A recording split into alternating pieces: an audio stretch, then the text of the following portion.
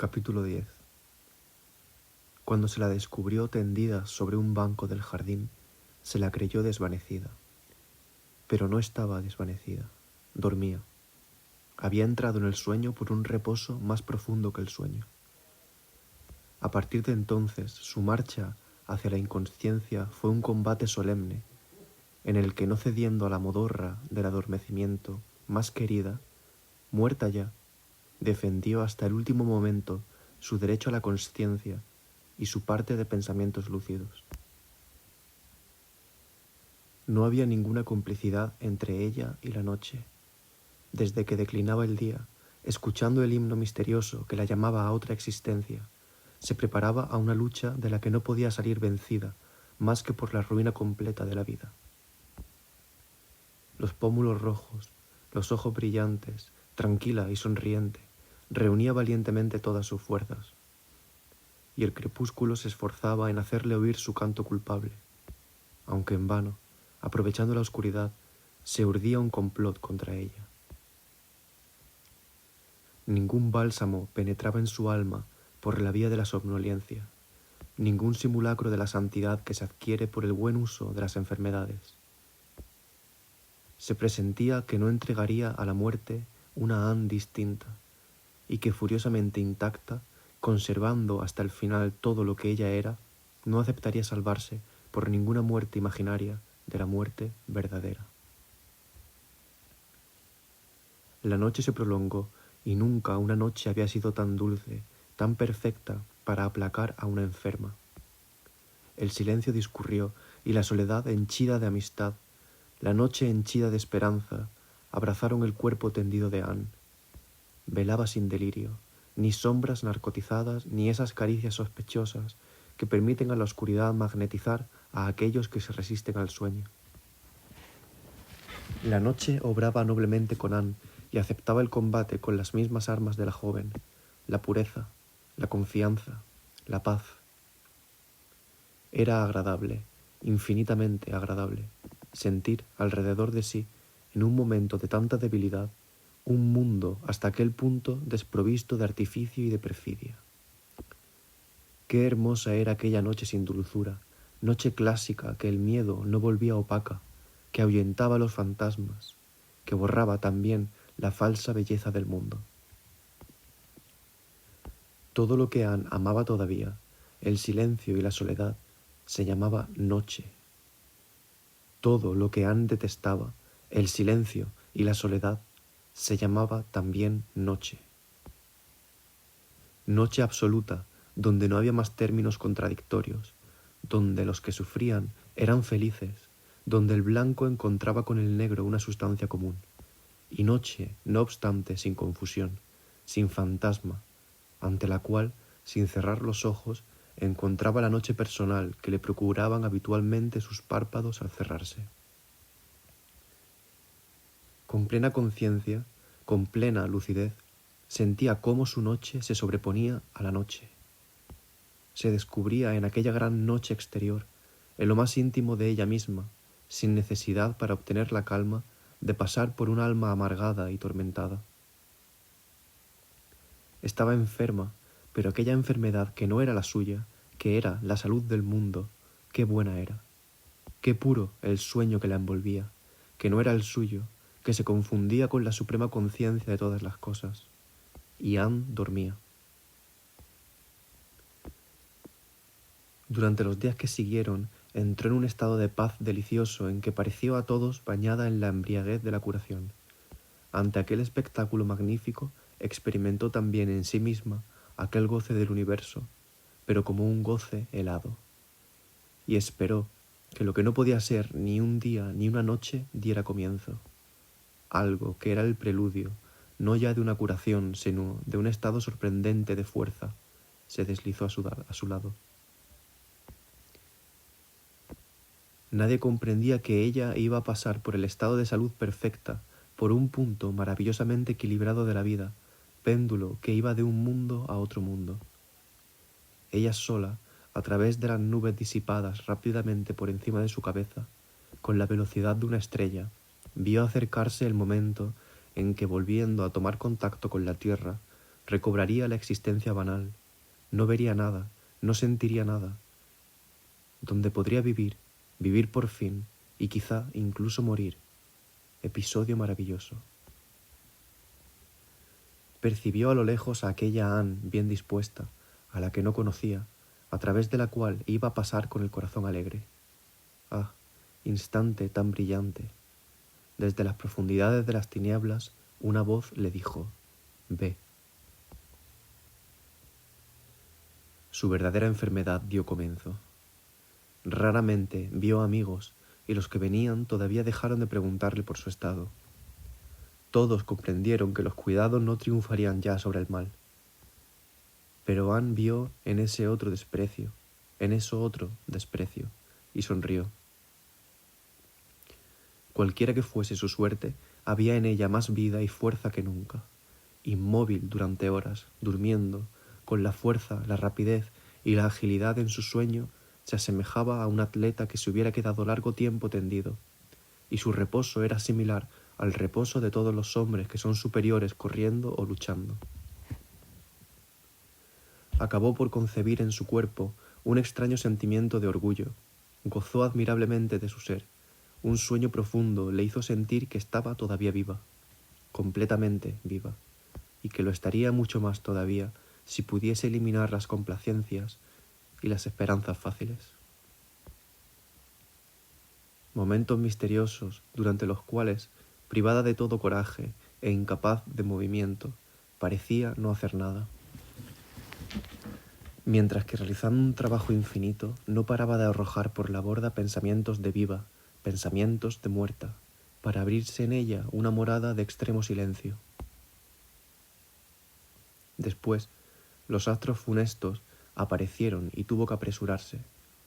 Se privó de sus últimos placeres, se deshizo de sus últimos sufrimientos. La incertidumbre estaba en saber dónde desembocaría. Se ahogaba. Dios mío, ¿se encuentra bien? No, no lo está. Está perfectamente desde el punto de vista del ser.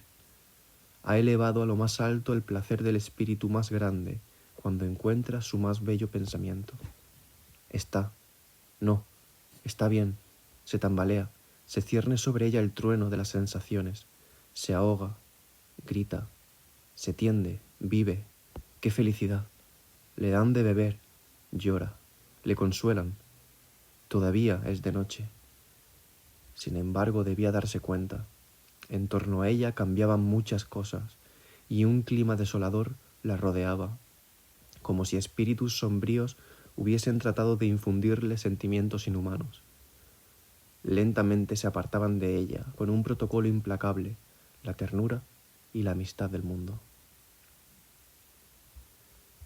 Si pedía las flores que le gustaban, le ofrecían rosas artificiales sin perfume, y sin la posibilidad de ofrecerle el placer, únicos seres más efímeros que ella, de declinar, de marchitarse, de morir ante sus ojos. Su habitación se hizo inhabitable, expuesta por primera vez al norte, con una única ventana, donde daba solamente el último sol del día, privada cada día de un objeto grato.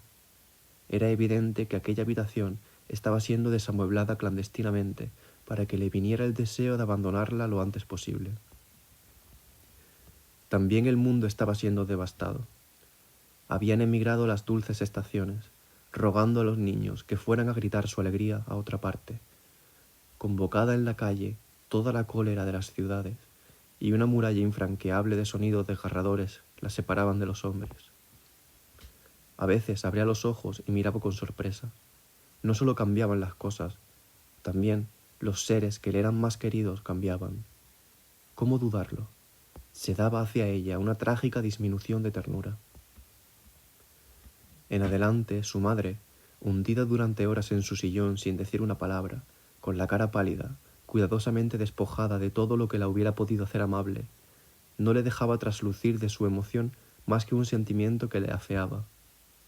En un momento en que ella tenía necesidad, como nunca en su vida, de cosas jóvenes y bellas. Lo que había amado en otro tiempo en su madre, la alegría, la risa y las lágrimas, todas las expresiones de la infancia reproducidas en un adulto, habían desaparecido de aquel rostro que no expresaba más que fatiga, y solo lejos de allí podía imaginarla de nuevo capaz de llorar, de reír. Reír, qué maravilla, ya nadie reía allí. Madre de todo el mundo menos de su hija. Anne levantó la voz y le preguntó si había ido a bañarse. Calla, le dijo su madre, no hables, vas a fatigarte. Evidentemente, no había que hacer confidencias a una moribunda. No hay relaciones posibles entre ella y los que se divierten, los que viven, suspiró. Sin embargo, su madre se le parecía, incluso añadía cada tarde un rasgo nuevo a aquella semejanza. Contrariamente a la regla, era la madre la que tomaba por modelo el rostro de la hija, le envejecía, le mostraba cómo sería ella a los 60 años.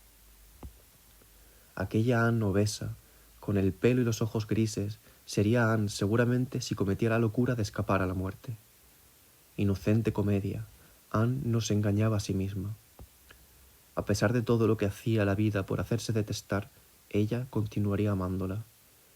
Estaba dispuesta a morir, pero moría amando las flores, incluso artificiales, sintiéndose terriblemente huérfana en la muerte, lamentando apasionadamente aquella Anne fea e impotente que ya no sería nunca.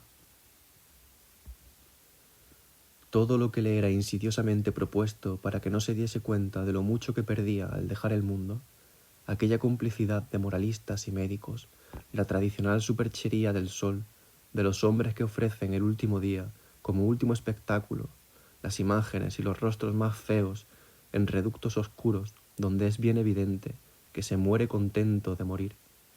Todas aquellas supercherías fracasaban. Era completamente viva como Anne quería pasar a la muerte, esquivando los estados intermedios que son el tedio y el desapego a la vida. Sin embargo, asediada por la insensibilidad, acechada por sus amigos, que con un aire inocente la ponían a prueba diciéndole «No podemos venir mañana, excúsanos», y que a continuación, como ella respondiera como una verdadera amiga «No tiene importancia, no os preocupéis», pensaban «¿Cómo se vuelve insensible? Ya no se interesa por nada». Ante esta triste conjuración para reducirla a los sentimientos que antes de morir debían degradarla y hacer superfluas las lamentaciones, llegó la hora en que se vio traicionada por su pudor, por su discreción, precisamente por lo que conservaba de su manera de ser habitual. Muy pronto dirían, ya no es la misma, más vale que muera. Luego, qué liberación para ella si muriese. Dulce, irresistible presión, cómo defenderse, qué le quedaba para demostrar que no había cambiado. En el momento en que a cada instante hubiera debido arrojarse al cuello de sus amigos, decir a su médico, «Salvadme, no quiero morir». Con esta condición, quizá se le habría considerado todavía parte del mundo. Se contentaba con acoger con un cabeceo a los que entraban, ofreciéndoles lo que tenía más precioso, una mirada, un pensamiento, puros movimientos. No hacía mucho, todavía signos de simpatía verdadera, pero que ahora parecían la fría reserva de alguien, como mínimo, reñido con la vida.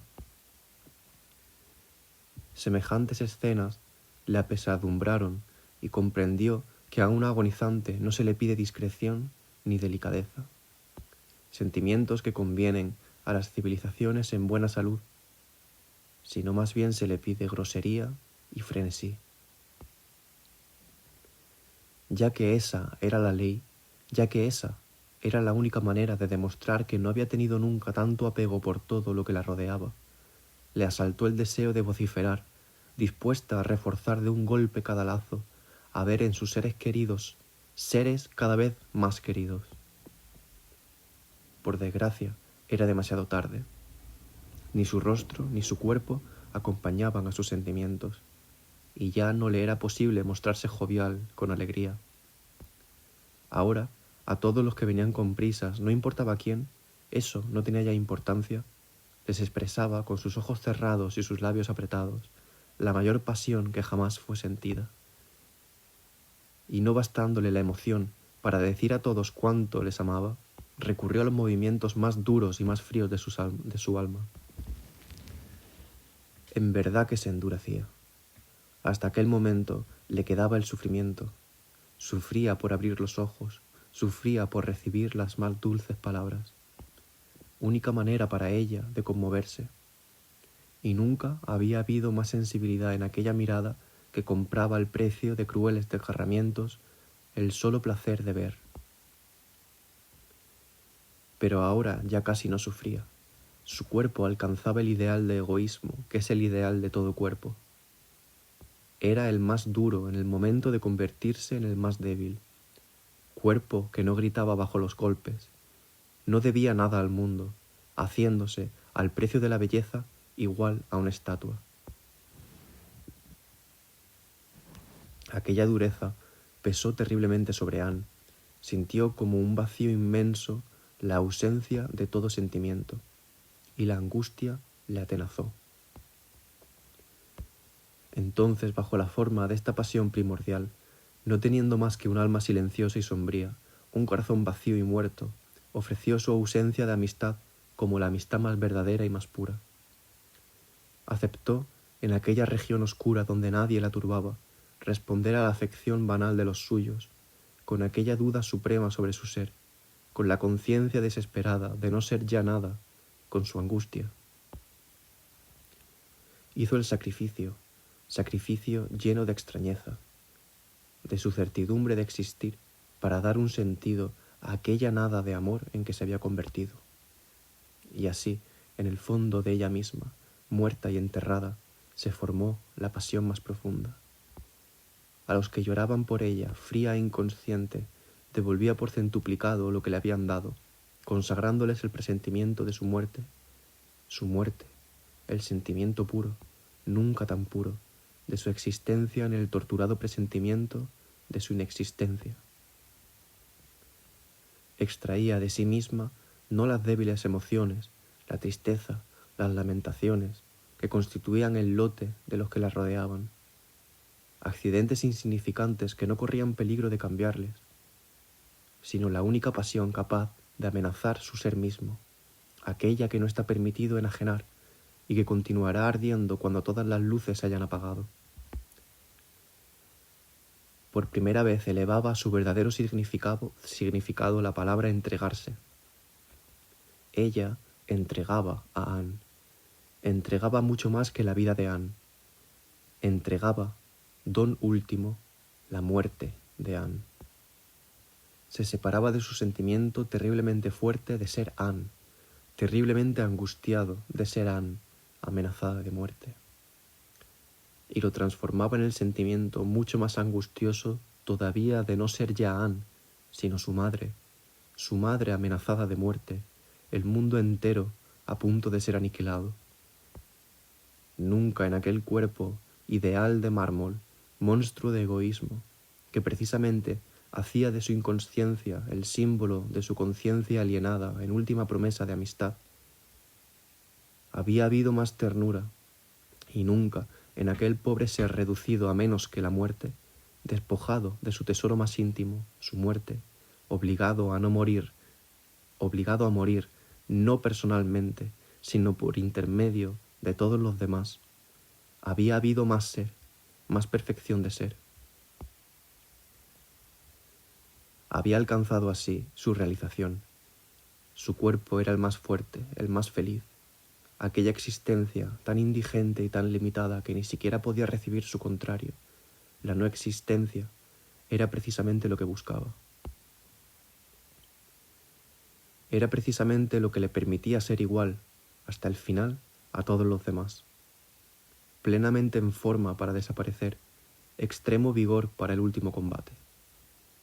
Durante los instantes que siguieron, una extraña ciudadela se elevó alrededor de Anne. No se parecía a una ciudad, no había casas, ni palacios, ni construcción de ninguna clase. Era más bien un inmenso mar, aunque las aguas fuesen invisibles y la orilla evanescente.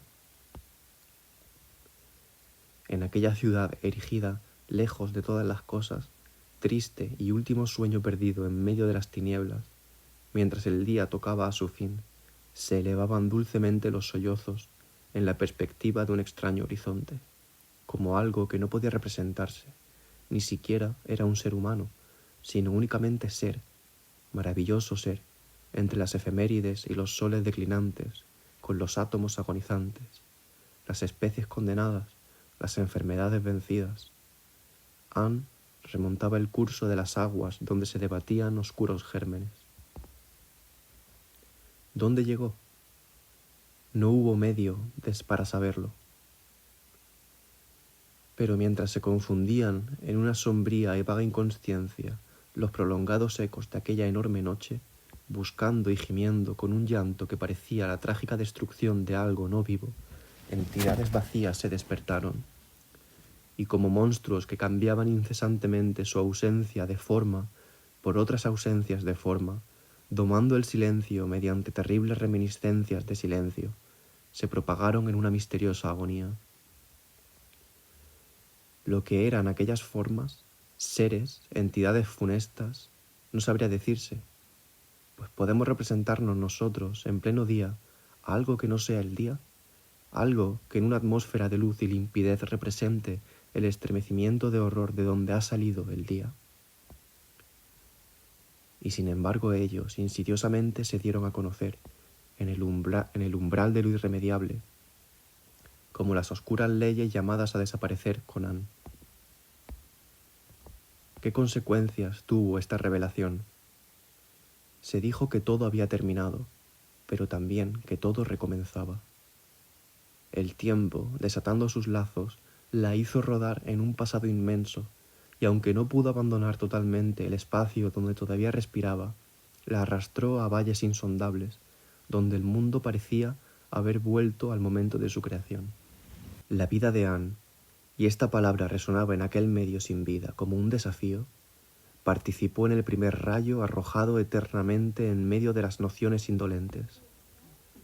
Fuerzas vivificantes la bañaron, como si hubiera encontrado de repente en su seno condenado a muerte el sentido buscado en vano de la palabra vivificante.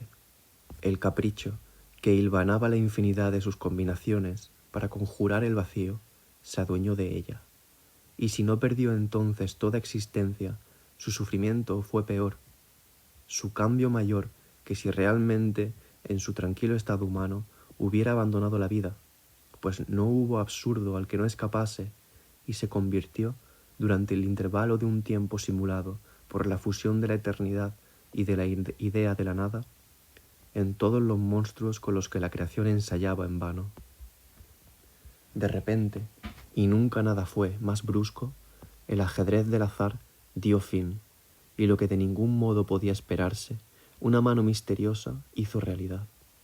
Momento increíble en que ella reapareció bajo su propia forma, pero instante maldito, pues aquella combinación única, entrevista en un abrir y cerrar de ojos, se disipó en un abrir y cerrar de ojos, y las leyes inquebrantables que ningún naufragio había podido sumergir fueron rotas, cediendo el paso a un capricho ilimitado.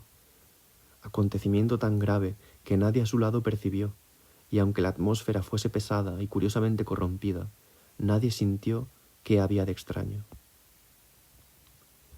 El médico se inclinó y creyó que se moría según las leyes de la muerte, sin ver que había alcanzado el instante en que eran las leyes las que morían en ella. Hizo un movimiento imperceptible. Nadie comprendió que ella se debatía en el instante en que la muerte, destruyendo todo, podía destruir también la posibilidad de la aniquilación. Sola vio aproximarse el momento del milagro y no recibió ninguna ayuda. Oh suprema necedad de aquellos que están siendo desgarrados por el dolor. Nadie pensó, junto a la que estaba, bastante menos que moribunda, que estaba en realidad muerta, en multiplicar los gestos absurdos, en colocarse, liberándose de todo convencionalismo, en las condiciones de la creación primera. Nadie solicitó la presencia de los seres falsos, los hipócritas, los seres equívocos, todos aquellos que se burlan de la idea de razón. Nadie se atrevió a decir en aquel silencio: démonos prisa, y antes de que se enfríe, empujémosla a lo desconocido. Hagamos sobre ella la oscuridad, para dejar a la ley abandonarse deslealmente a lo imposible. Y nosotros también apartémonos, perdamos toda esperanza. La esperanza misma debe ser olvidada. Anne abría en aquel momento los ojos. No había en efecto ninguna esperanza. Aquel momento de suprema distracción, aquella trampa en que caen aquellos que casi han vencido a la muerte, mirando, supremo retorno de Eurídice, una última vez hacia lo que se puede ver, Anne también acababa de caer en ella. Abría los ojos sin la menor curiosidad, con la lasitud de quien sabe perfectamente de antemano lo que va a ofrecérsele a la vista. Allí estaba en efecto la habitación, su madre, su amiga Louise, Thomas. Dios mío, aquello era todo. Todos a los que amaba estaban allí. Era absolutamente necesario que su muerte pareciera un adiós solemne, que todos recibiesen su apretón de manos, su sonrisa. Y era verdad que les estrechaba la mano, les sonreía, les amaba, respiraba lentamente. Tenía el rostro vuelto hacia ellos, como si hubiera querido verlos hasta el último momento. Todo lo que había que hacer, ella lo hacía. Como todo moribundo, se iba observando los ritos, perdonando a sus enemigos, amando a sus amigos, sin confesar, secreto que nadie confiesa, que todo aquello era ya insignificante. Ella no tenía ya importancia. Les miraba con una mirada cada vez más modesta, con una mirada sencilla, que para ellos, humanos, era una mirada vacía.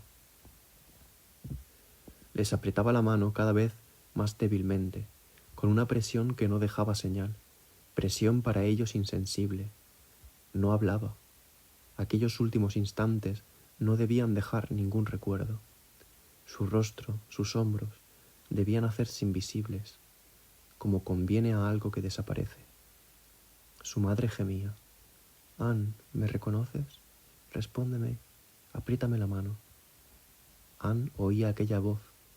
Todo es inútil. Su madre no era más que un ser insignificante.